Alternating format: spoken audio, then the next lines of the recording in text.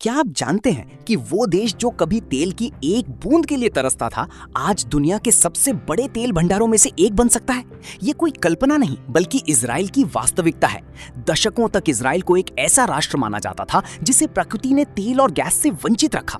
भूमध्य सागर के तट पर मछली पकड़ने वाली नावें चलती थीं, लेकिन किसी ने कभी सोचा भी नहीं था कि इसी सागर की गहराइयों में करोड़ों बैरल तेल और प्राकृतिक गैस छिपी है। फिर अचानक हमारे समय में एक चमत्कारिक खोज हुई, लेकिन कहानी यहाँ खत्म नहीं होती। असली रहस्य तो इजराइल की शफीला क्षेत्र में छिपा है। वैज्ञानिकों का अनुमान है कि यहाँ लगभग 240 अरब बैरल तेल मौजूद हो सकता है। ये संख्या सुनने में असंभव लगती है ना?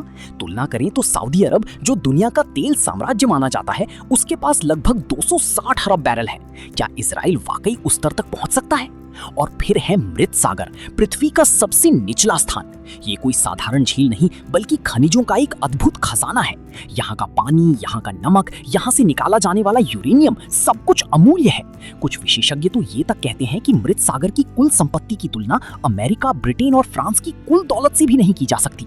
ये विश्वास करना मुश्किल है, लेकिन आंकड़े झूठ नहीं बोलते। क्या ये सब संयोग है या फिर ये उस प्राचीन भविष्यवाणी की पूर्ति है जो कहती थी सभी राष्ट्रों की संपत्ति इजराइल की ओर आएगी? आज जब हम अंतर्राष्ट्रीय राजनीति और अर्थव्यवस्था को देखते हैं तो ये बात सच होती दिखाई दे रही है। यहूदी राष्ट्र का प्रभाव दुनिया भर में बढ़ रहा है और ये केवल सैन्य शक्ति नहीं बल्कि आर्थिक सामर्थ्य भी है। लेकिन इस सब के पीछे एक गहरा सत्य छिपा है। बाइबल में लिखा है कि परमेश्वर अपनी वाचा के लोगों के लिए ऐसे मार्ग तैयार करता है जो मानव बुद्धि से परे हैं।